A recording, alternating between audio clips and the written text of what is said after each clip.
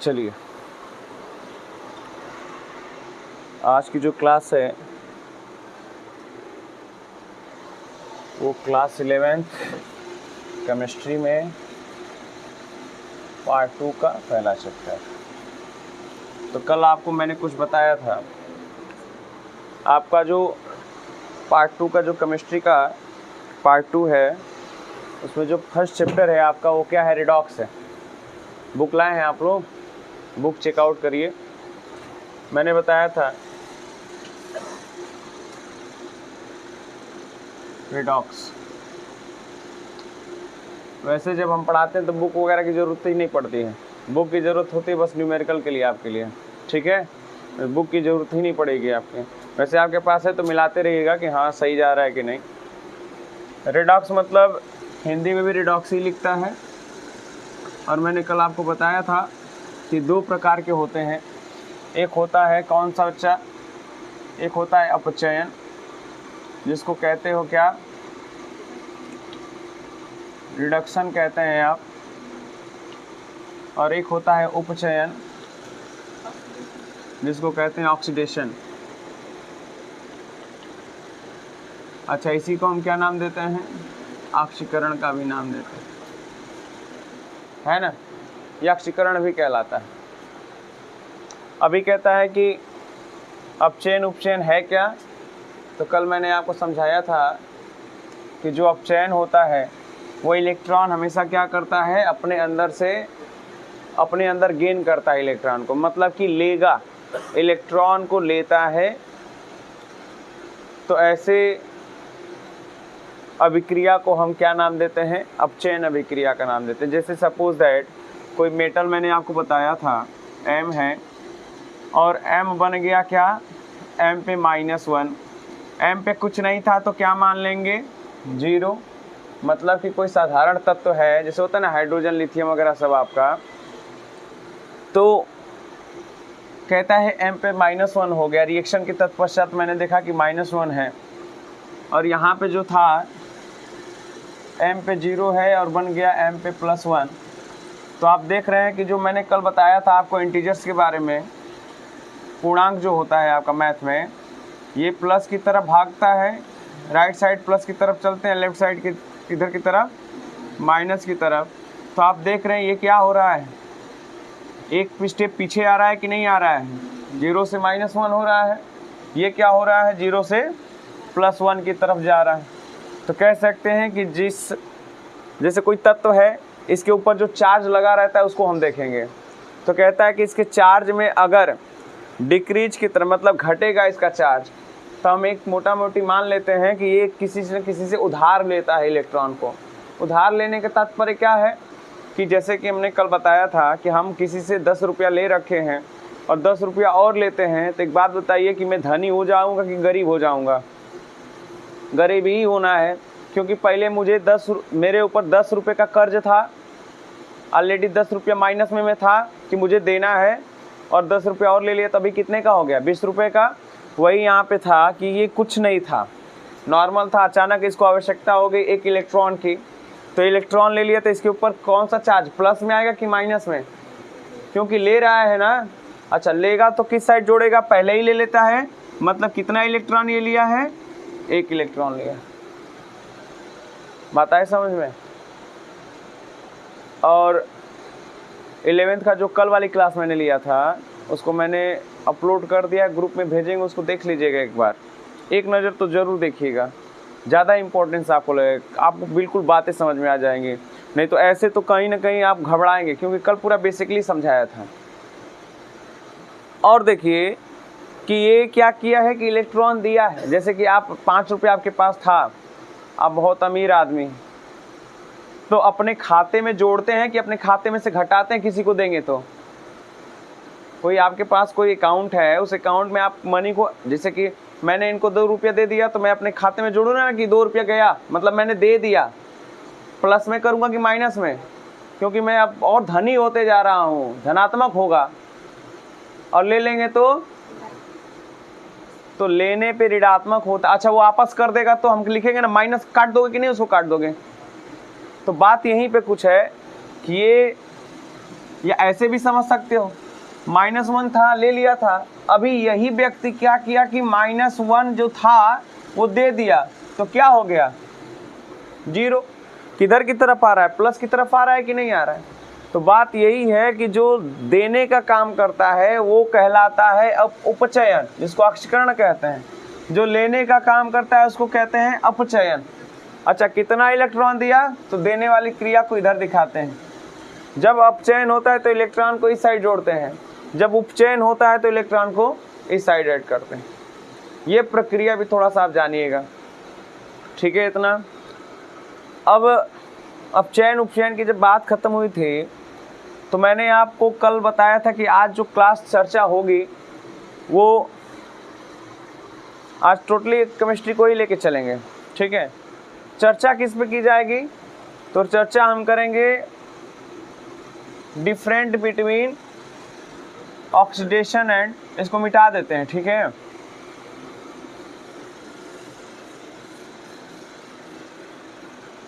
ऊपर लिख लीजिएगा, क्या है, रिडॉक्स है ना।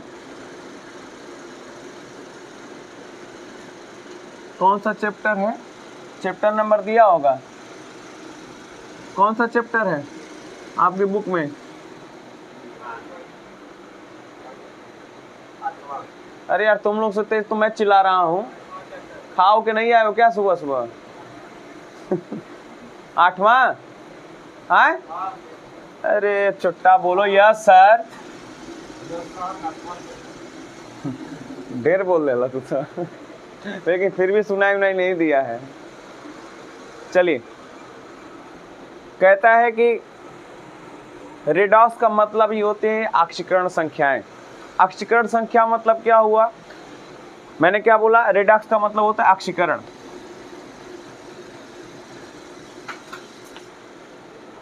ठीक है। अच्छा, रेडॉक्स का ऑक्सीकरण मतलब क्या हो जाएगा कि जो इलेक्ट्रॉन अपने आप बढ़ रहे हैं और इलेक्ट्रॉन अपने आप घट रहे हैं, जो अभी आपने देखा एक में उपचयन हो रहा था एक में अपचयन हो रहा था, तो ये अपचयन और उपचयन की जो प्रक्रिया है इलेक्ट्रॉनों को घटाना और बढ़ाना, वही हमारी क्या कहलाती है, ऑक्सीकरण कहलाती है। या तो इलेक्ट्रॉन बढ़ रहे हैं या तो इलेक्ट्रॉन क्या हो रहे हैं, घट रहे हैं।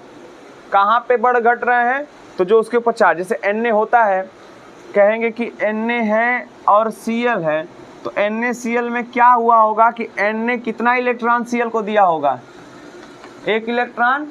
बोलिए, ये तो जानते हैं ना, बहुत नॉर्मल चीज़ है।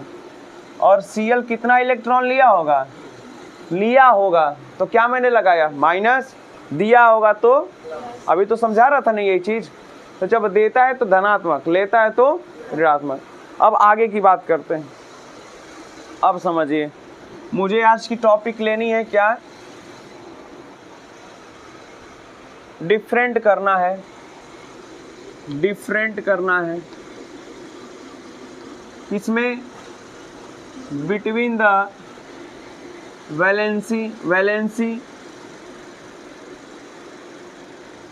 And oxidation number.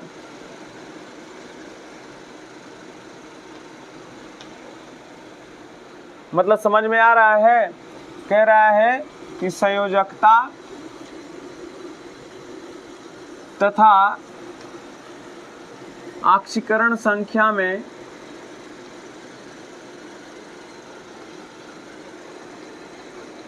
अंतर, इन दोनों में अंतर समझना है आज, क्योंकि जब तक अंतर नहीं समझ में आएगा तब तक आप ऑक्सीकरण संख्या नहीं कर पाएंगे।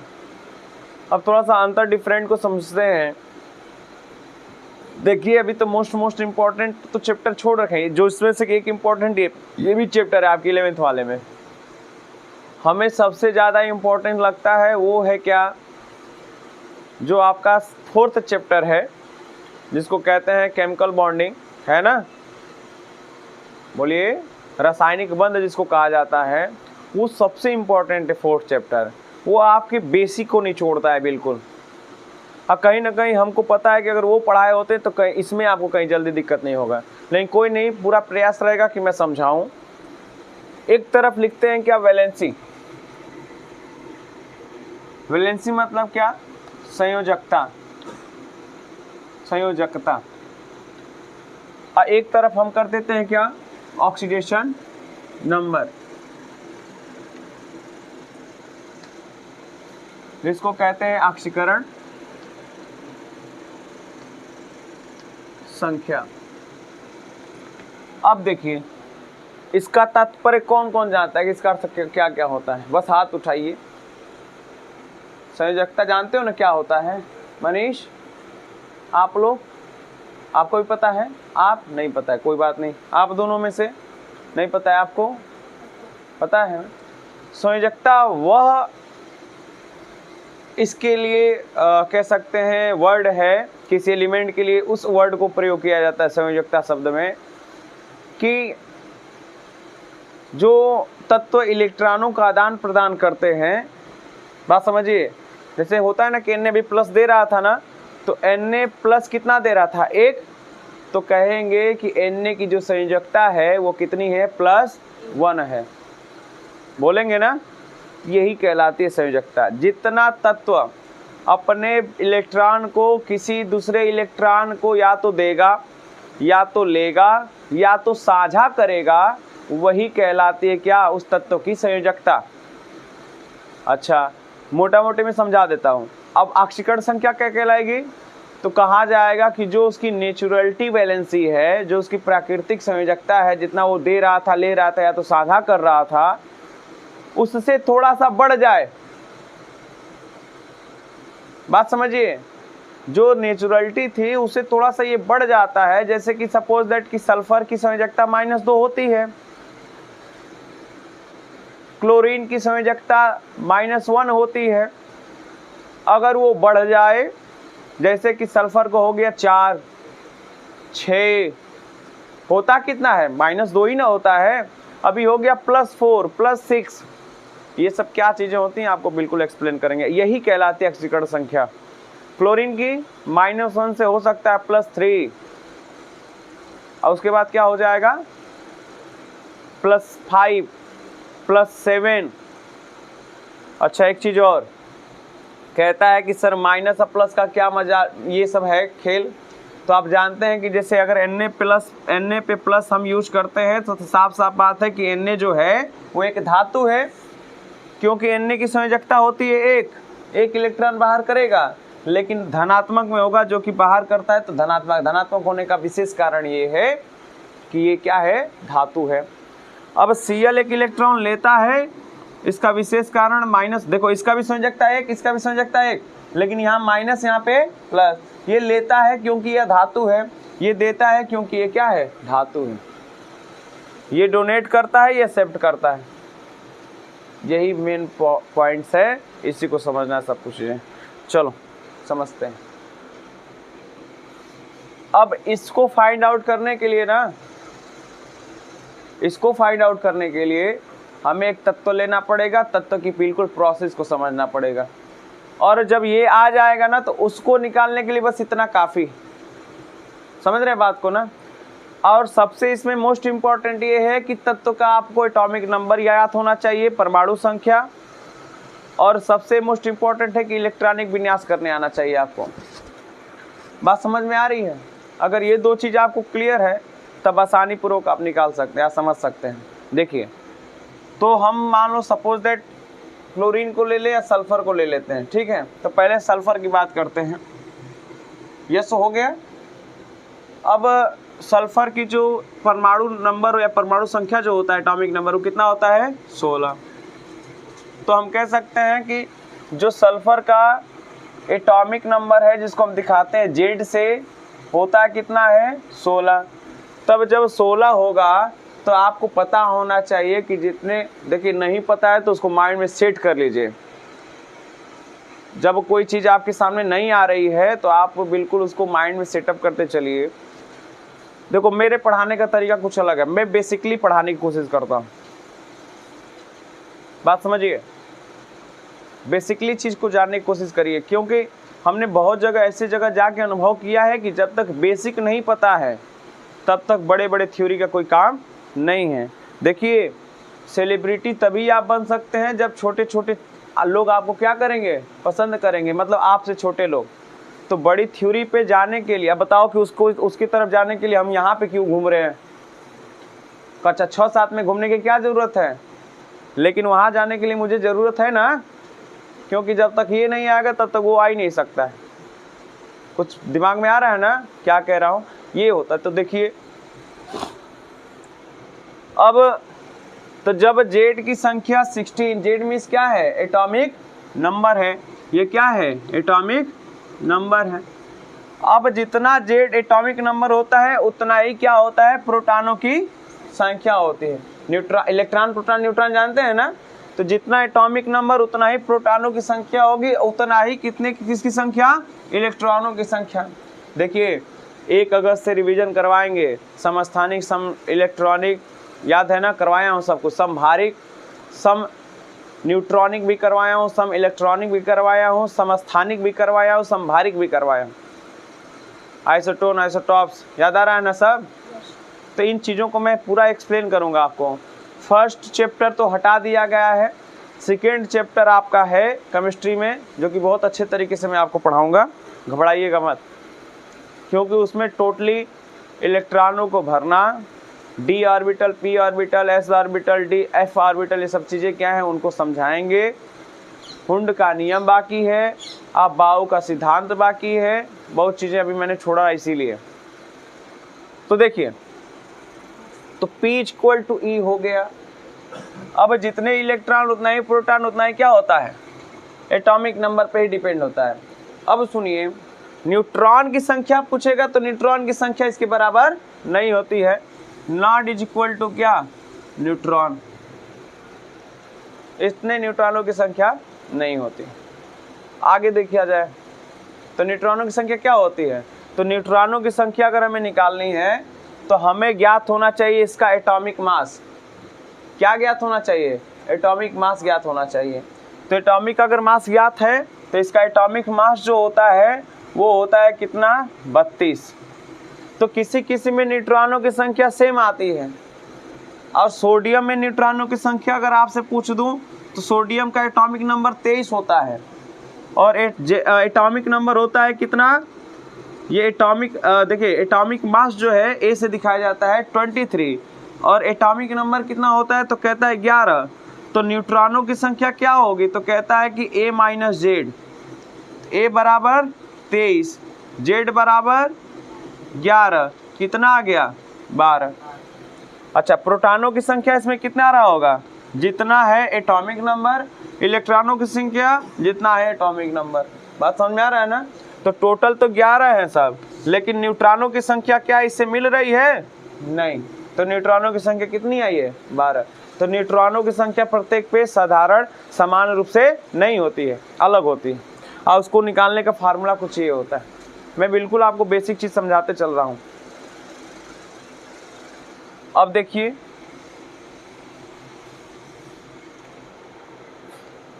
अब जब एटॉमिक नंबर की बात हो गई तो मैंने बोला कि इसका 2 चीज़ आपको लर्न करना पड़ेगा, खास तौर से ये याद होना चाहिए एटॉमिक नंबर किसी भी एलिमेंट का, और एलिमेंट का नाम याद होना चाहिए। तो सल्फर का 16 हो गया। अब इसका इलेक्ट्रॉनिक विन्यास करिएगा। तो सल्फर का 16 है, तो मैंने आपको कुछ तथ्य बताया था कि यस होना चाहिए। अब इसमें देखो कितने कक्षक होते हैं, कितने ब्लॉक होते हैं? तो 4 ब्लॉक होते हैं, S, P, D और F। तो इलेक्ट्रॉनों को भरने का एक सूत्र होता है। पहले हम भरते हैं यस में, जैसे 16 इलेक्ट्रॉन है ना, तो पहले यस में भरेंगे, उसके बाद P में भरेंगे, उसके बाद D में भरेंगे, उसके बाद F पे भरेंगे। तरीका होता है। तो देखिए, पहला आता है 1s।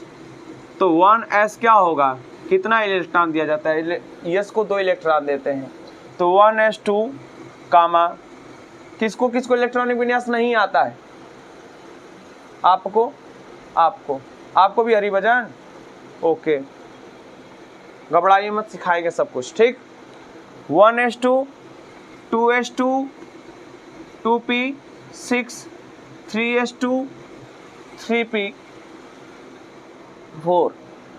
यस को 2 इलेक्ट्रॉन, यस को भी 2 इलेक्ट्रॉन, पी को 6 इलेक्ट्रॉन, एस को 2 इलेक्ट्रॉन, पी को चाहिए 6, लेकिन मेरे पास टोटल 16 इलेक्ट्रॉन है।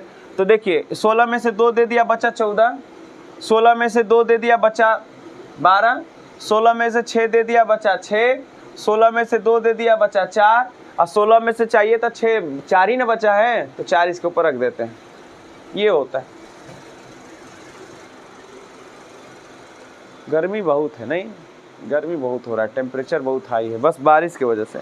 अच्छा, चारों तरफ पूरा बाढ़ बाढ़ है, चारों तरफ जाने से लिए मना है। पहाड़ी क्षेत्रों में तो और मार सैलाब चल रहा है। यहाँ गाजीपुर में लग रहा है कि जितना यहाँ का पनिया था ढंगर के उधर ही चला गया, त्वरण उत्पन्न हो गया। यहाँ के पानी में त्वरण एक्सेलरेशन आ गया है, ढलान बिंदु पे त्वरण ही उत्पन्न हो सकता है और कुछ नहीं हो सकता है। बात समझ में आ रहा है ना? वो थी तो हम लोग के मुंह बानर ने बनैले बड़ा जा लगा था कि देखो। अब इसका स्ट्रक्चर बनाते हैं, एटॉमिक स्ट्रक्चर, परमाणु की संरचना बताया जाता है ना आपको। तो परमाणु की संरचना जब बनाइएगा तो देखिए, सर्वप्रथम होता है न्यूक्लियस, नाभिक। तो न्यूक्लियस में कितने, तो न्यूक्लियस में सिर्फ प्रोटॉन होता है, इसलिए इसको धनात्मक से दिखाते हैं। तो 16 प्रोटॉन हो गया ना, तो 16 प्रोटॉन होगा, लेकिन इसके चारों तरफ देखिए सूर्य के, ये पूरा नाभिक एक सूर्य का एग्जाम्पल देता है। सूर्य के चारों तरफ जो ग्रह चक्कर लगाते हैं उसका भी उदाहरण देता है। तो जो इलेक्ट्रॉन होता है, देखिए सूर्य अपने तरफ इलेक्ट्रॉनों को खींचा रहता है ना, तो जो ग्रह हैं वो इलेक्ट्रॉनों का मैसेज देते हैं आपको। और जो सूर्य है वो खुद एक जगह स्थापित है, और वो न्यूक्लियस, न्यूक्लियस मतलब उसके अंदर सबसे हीटिंग पावर है, सबसे अधिक उसके अंदर क्या है, गर्मी है। बात समझ में आ रहा है ना? तो जितने भी तत्वों का जो मेन पॉइंट या कह सकते हैं उसकी टोटल एनर्जी जो होती है, उसकी कहाँ होती है, न्यूक्लियस में भी पाई जाती है। तो ये प्लस हो गया, और इसके चारों तरफ क्या करेंगे, इलेक्ट्रॉन चक्कर लगाएंगे। अब कितने कक्षा में इलेक्ट्रॉन चक्कर लगाएंगे, कितने ऑर्बिट में, तो वो डिसाइड करेगा क्या, कि ये किस आवर्त का है। आप पीरियोडिक टेबल में देखिए, जैसे कि जो बच्चे वीक होते हैं, जिसको नहीं पता है, जैसे क्या होता है ना कि हाई स्कूल में आप कहीं पढ़े होंगे, बात समझ में आ रहा है, कहीं आप ट्यूशन लिए होंगे, तो आपको बच्चा बस मेन चीज़ पढ़ा के जो आपके सिलेबस में है छुटकारा दे दिया जाता है। उनका भी छुटकारा, आपका भी छुटकारा। आप पेपर में अच्छा नंबर ला दिए, सोचे कि बड़ा बढ़िया पढ़ा रहे हैं गुरुजी, सही में वाकई में बढ़िया पढ़ाएं, क्योंकि सिलेबस ख़त्म कर दिए हैं, लेकिन नॉलेज कौन देगा फिर? अब ये चीज़ आपको आना चाहिए। क्यों गलत कह रहे हैं? जो हाई स्कूल में हमारे यहाँ प्रॉपरली बढ़िया से पढ़ा है वो तो हाथ उठाया ना, ये हमको आता है। जो नहीं पढ़ा उसके लिए दिक्कत है, क्योंकि पढ़ाया ही नहीं गया। अब जो वीक पॉइंट है बच्चों को, उनको हम बुलाते हैं संडे के दिन स्पेशली क्लास लेने के लिए, तो उसमें सभी लोग ही आ जाते हैं।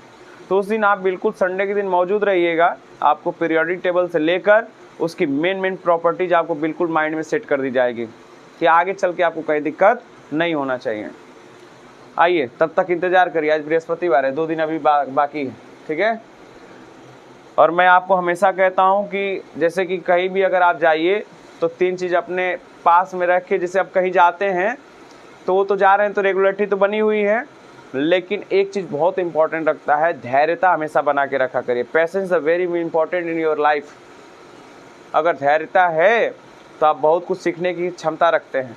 जैसे अभी आ गए, मान लीजिए कि आप आए, अरे यार समझ में नहीं आ रहा था क्या पढ़ा रहे थे, चलो दूसरे जगह देखते हैं, तो वो करिए कहाँ, बढ़िया से माइंड में थोड़ा नहीं सेट करेगा, तो कहीं ना कहीं कुछ जगह समय देना पड़ेगा उस चीज़ के लिए। बात आ रही समझ में ना? घबराना नहीं। मैं तो कह ही रहा हूँ कि मैं उस चीज़ को बिल्कुल समझाऊंगा, लेकिन थोड़ा सा समय दीजिए। आर्गन को कहाँ टच करके बैठे हो, ज़्यादा टेंशन में हो क्या? कह रहे हैं कि आवर्तों के ऊपर डिपेंड करता है कि इसका कितना कक्षा बन सकता है, बाहर के एनर्जी सेल को हम ड्रॉ कर सकते हैं। साफ मैं जानता हूँ, इनके ऊपर मैं नहीं जानता। मैं जानता हूँ साफ कि जिस आवर्त का होगा उतना ही इसके साइड में, इस नाभिक के चारों तरफ उसके एनर्जी सेल को ड्रॉ कर सकते हैं, ऊर्जा स्तर को, मतलब कि ऑर्बिटल को।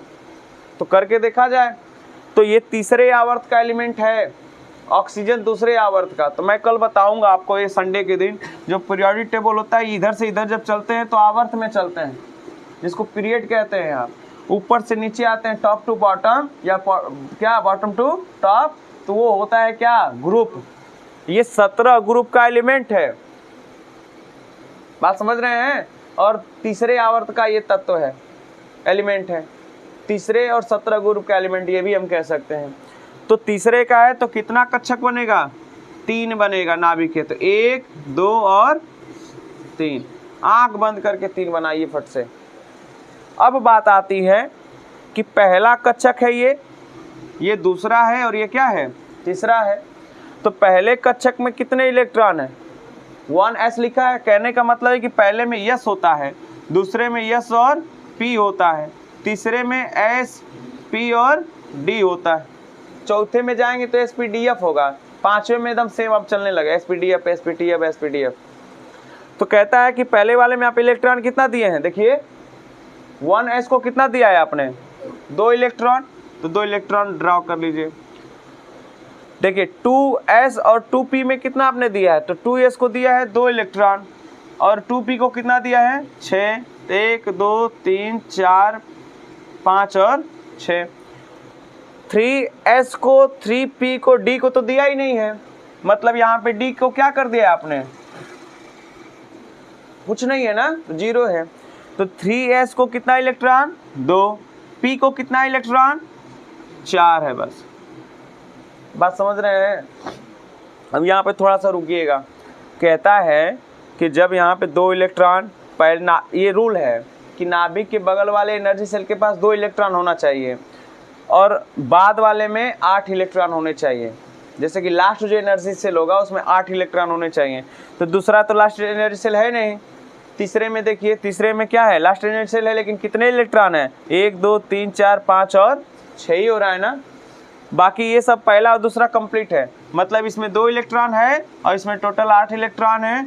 कमी किस में है, इसमें कितना इलेक्ट्रॉन है, 2 ही। तीसरे वाले में कितना इलेक्ट्रॉन है, 6 ही है, दिख रहा है ना।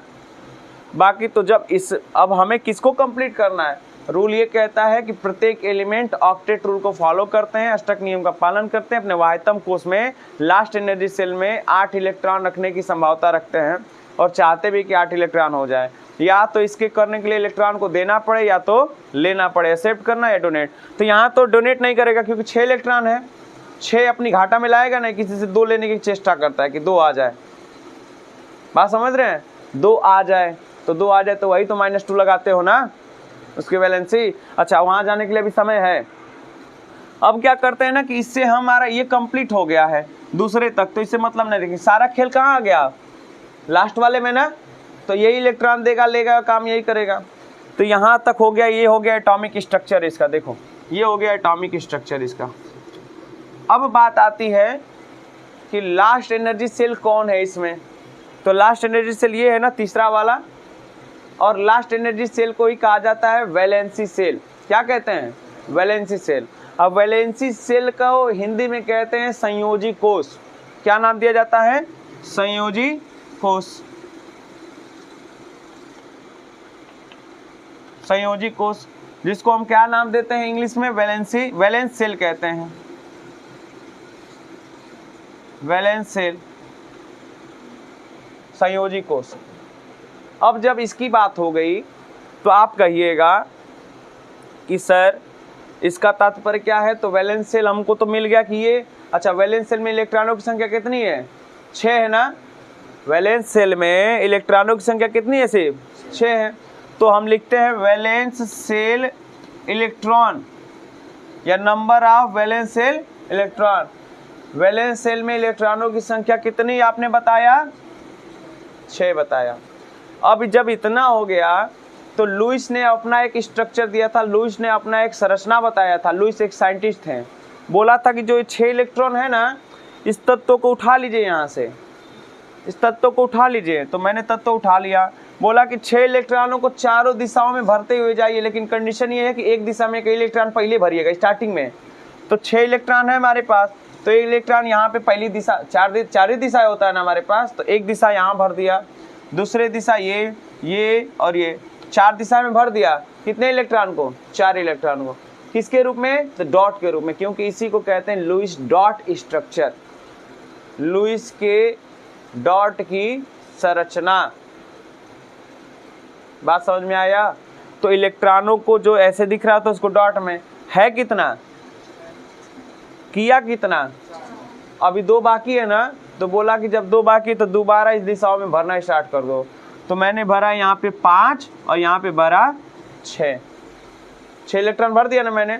अब बात आती है, उन्होंने बताया कि अनपेयर और पेयर को देखो, तो अनपेयर मतलब कि कहते हैं अयुग्मित इलेक्ट्रॉन, एक होता है पेयर जिसको कहते हैं युग्मित इलेक्ट्रॉन। पेयर इलेक्ट्रॉन है, अनपेयर इलेक्ट्रॉन है।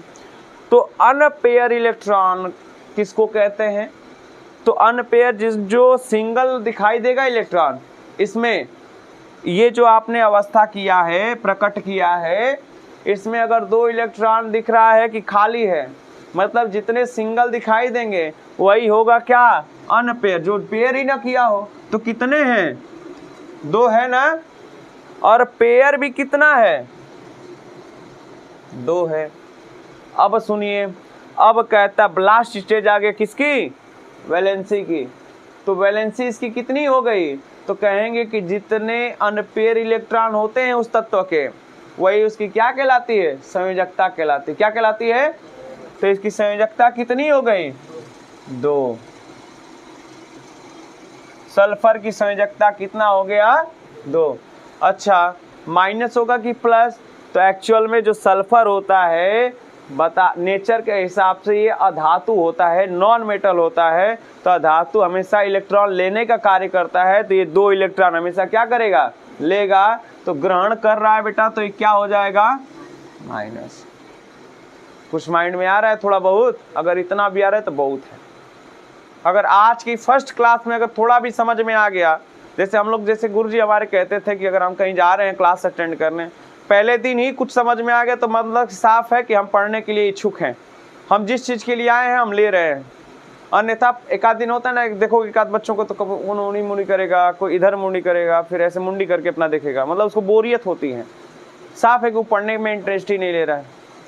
इसलिए अगर पहले दिन ही आपको 1% भी समझ में आ रहा है तो समझ लीजिए आप बिल्कुल इच्छुक हैं और आप उस काम को कर जाएंगे आगे तक, और आप प्रतिभाशाली भी हैं। इसलिए तो ये चीज़ समझ में आ गया ना, ये प्रोसेस प्रत्येक तत्वों के साथ आप कर सकते हैं, 118 एलिमेंटों के साथ आप कर सकते हैं। तो आपको थोड़ा सा मैं वर्क दूंगा, घर पे जाके आप कुछ मत करिएगा।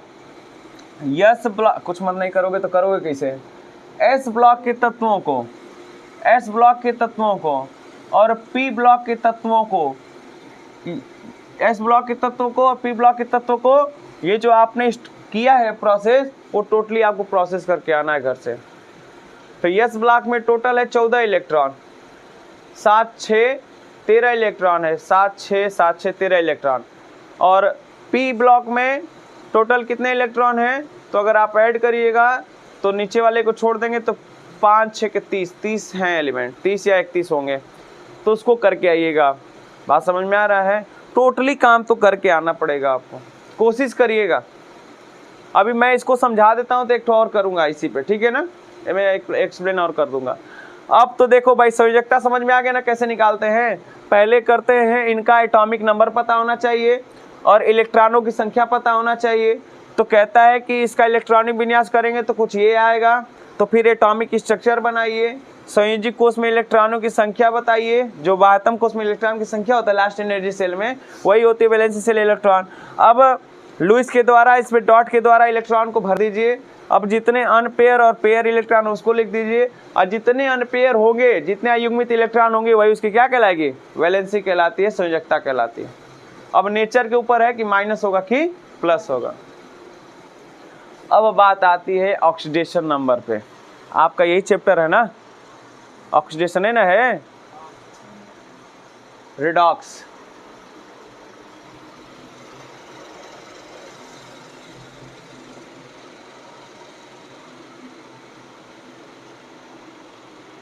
देखिए, इसकी अगर बात करते हैं हम, तो इसको ज्ञात करने के लिए फटाक से उठा दो, इसको लेते आओ इधर इलेक्ट्रॉनिक विन्यास को। तो 16s था ना, इलेक्ट्रॉनिक विन्यास किया तो आया 1s2 2s2 2p6 3s2 3p4, और मैंने बोला कि 3d जो है वो क्या है, 0 है।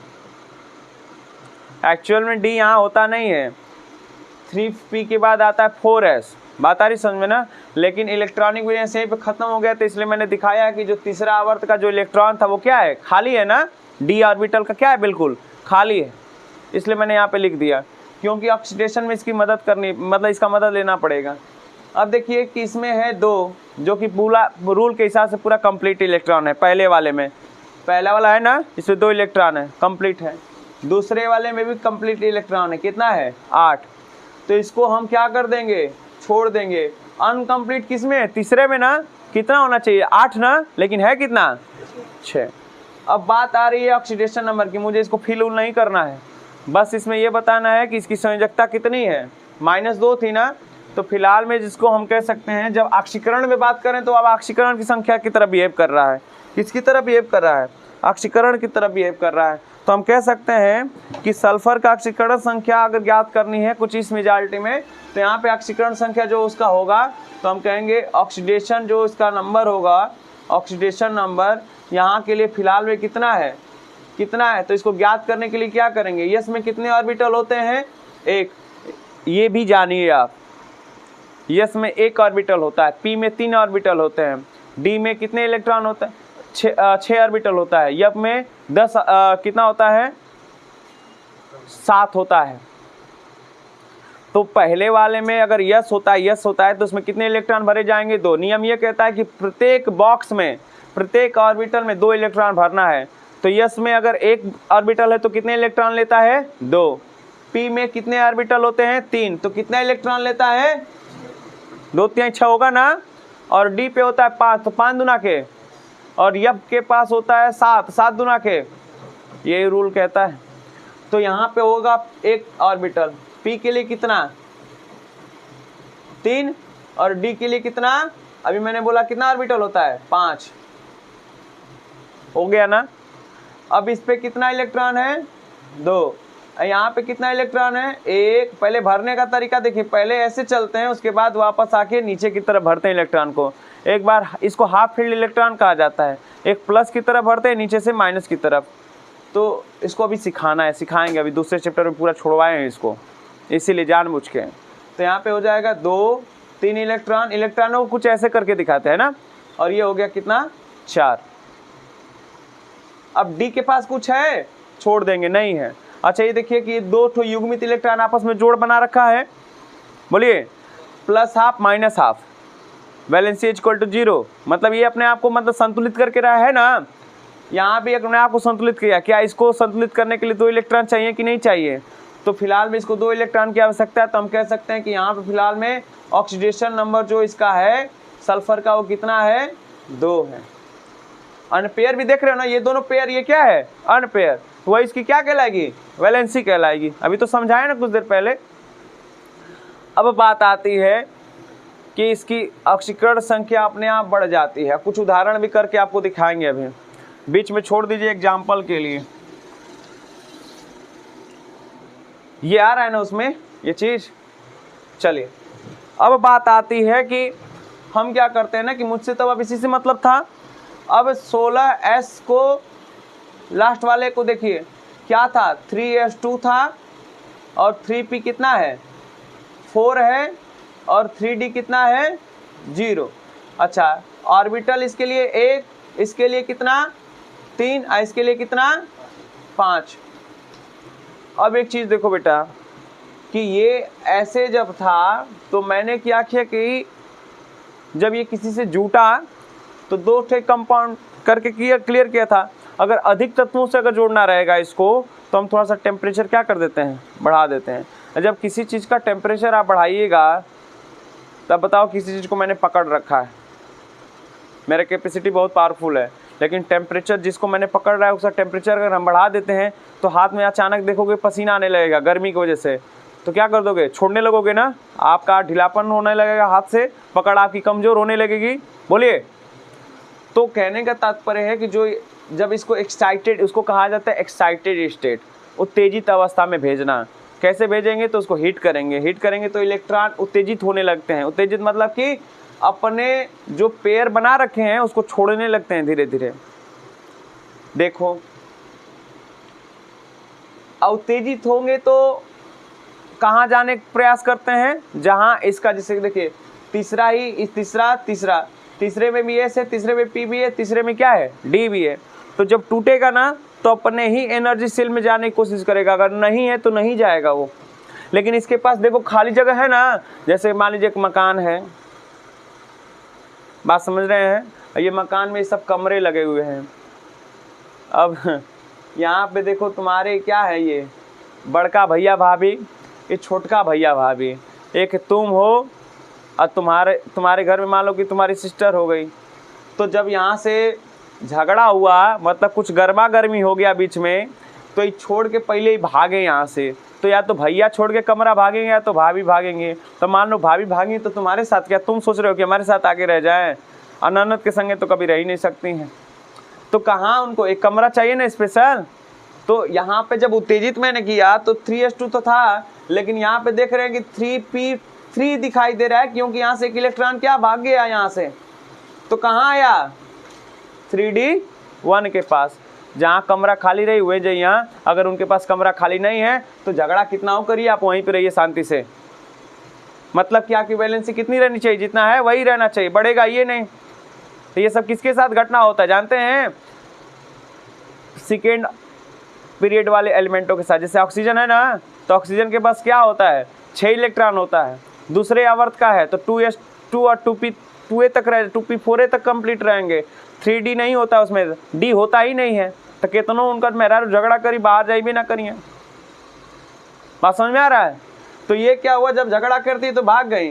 तो यहाँ पे तो दिख रहा है कि बड़का भैया भाभी बड़े संतुष्टि से है, लेकिन यहाँ पे क्या हो गया, 3 हो गए। भैया भी खाली, तुम तो खाली ऐसे नहीं ठल्ले बैठे हो। यहाँ पे सिस्टर अपना जो भी काम कर रही है आपकी, या फिर फैमिली मेम्बर में कोई ऐसे खाली पड़ा हुआ है, आजी दादी जो भी मान लो, है ना। और अभी देखो भाभी कहाँ आ गई, यहाँ पे।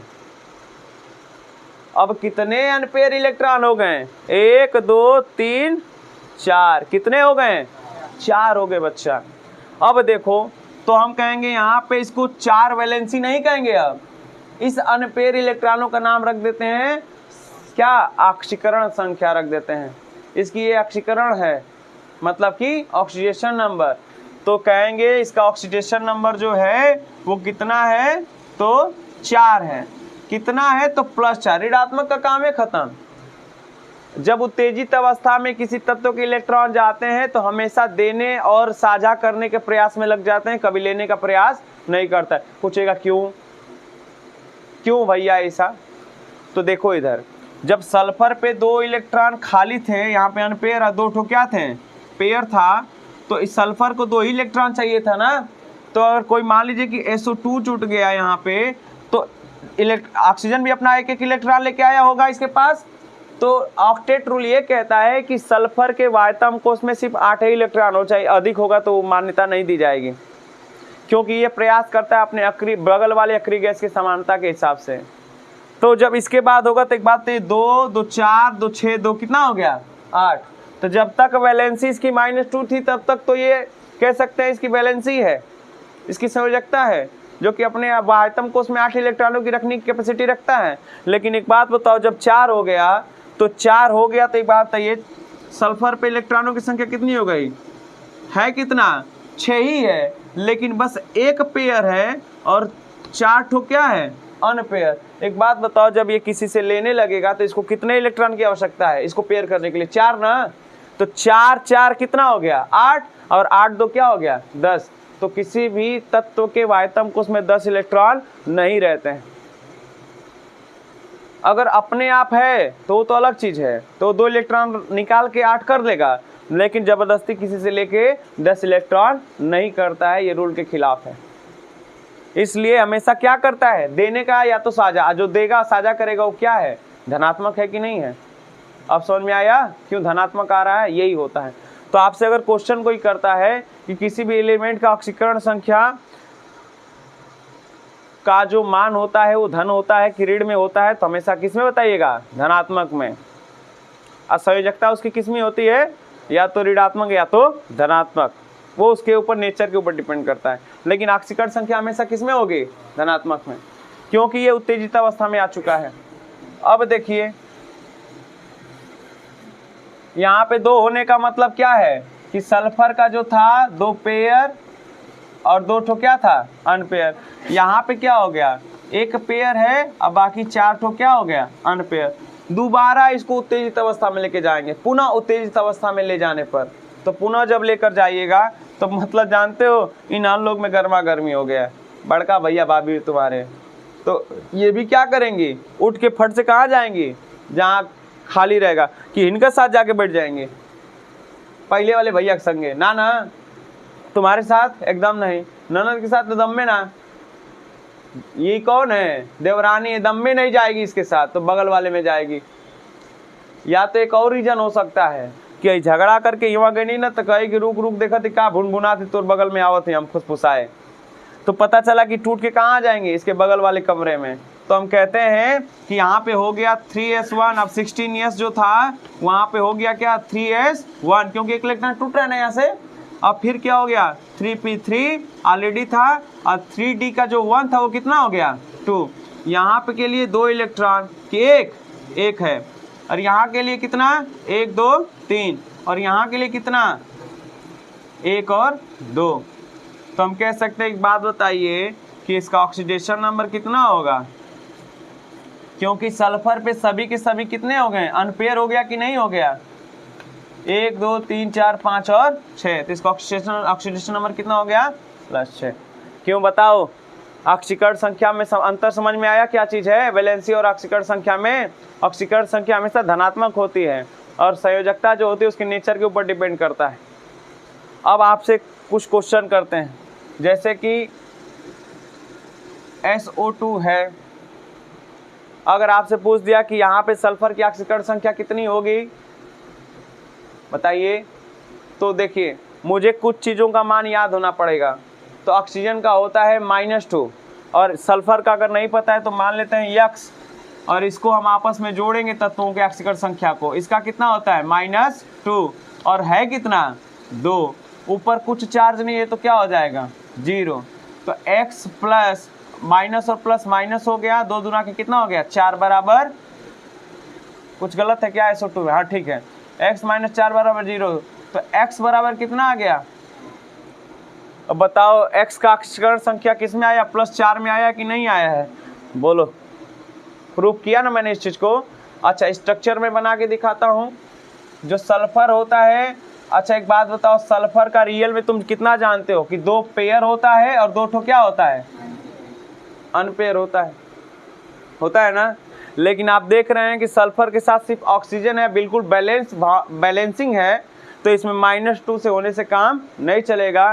कहीं ना कहीं सल्फर की जो आपने ऑक्सीडेशन नंबर निकाला कितना निकाला +4, मतलब ये 4 इलेक्ट्रॉन देने की संभावना रखता है, तो 4 क्या होंगे अनपेयर होंगे। और इसके बगल में कितने ऑक्सीजन है 2, ऑक्सीजन का ऑक्सीकरण संख्या कितना बताए हो 2, मतलब कि 2 इसके भी अनपेयर होंगे कि नहीं होंगे, तो प्रत्येक ऑक्सीजन का 2 अनपेयर इलेक्ट्रॉन। अब इससे क्या बना लेता है बॉन्ड बना लेता है, और यही क्या कहलाता है SO2। इसकी संरचना सूत्र हो गई है। अगर मैं कहता कि सल्फर सिर्फ -2 ही देता है तो कभी लगता है कि आपको SO2 बनाता है ये सल्फर डाइऑक्साइड नहीं बनाता। सल्फर को जब ऑक्सीजन के साथ गर्म करते हैं या ऑक्सीजन में जलाते हैं वायु में, तो ऑक्सीजन के साथ क्रिया करके सल्फर डाइऑक्साइड बनाता है। जला रहे हो ना, जला रहे हो मतलब उत्तेजित में कर रहे हो कि नहीं कर रहे हो सल्फर को, बात अभी बता रहा था ना सब कुछ। अब आया H2SO4,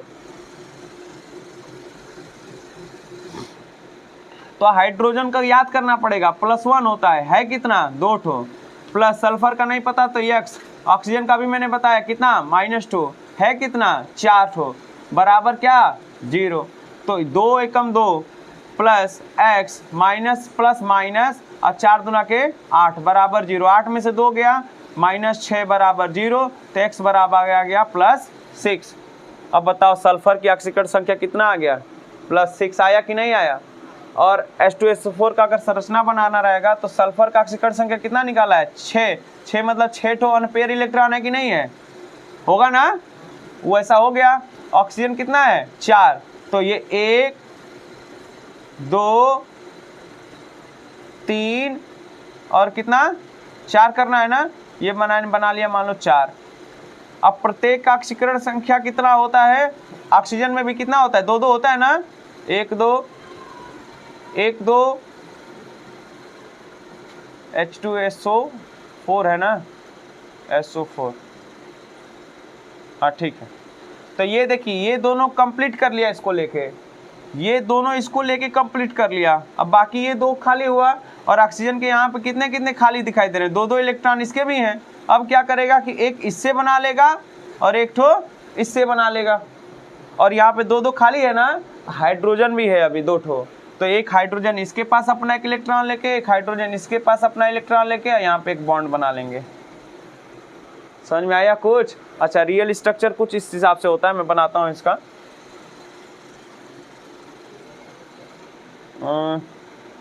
ये चीज आ रही होगी ऊपर, बनाते हैं। देखिए बीच में हो गया सल्फर, है ना, यहाँ पे कितने इलेक्ट्रॉन, ऐसे ऐसे करिए इसको, ये 6 अनपेयर हो गए।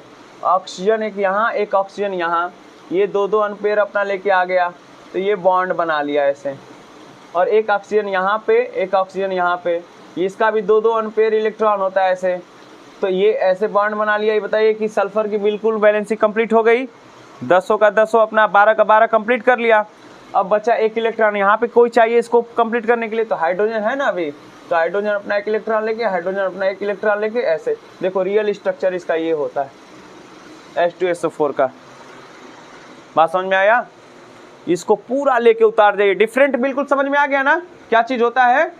किसी को दिक्कत है तो बताइए, क्लियर कर जाइए इसको, अपने नोट्स पे इसको कंप्लीट कर लीजिए।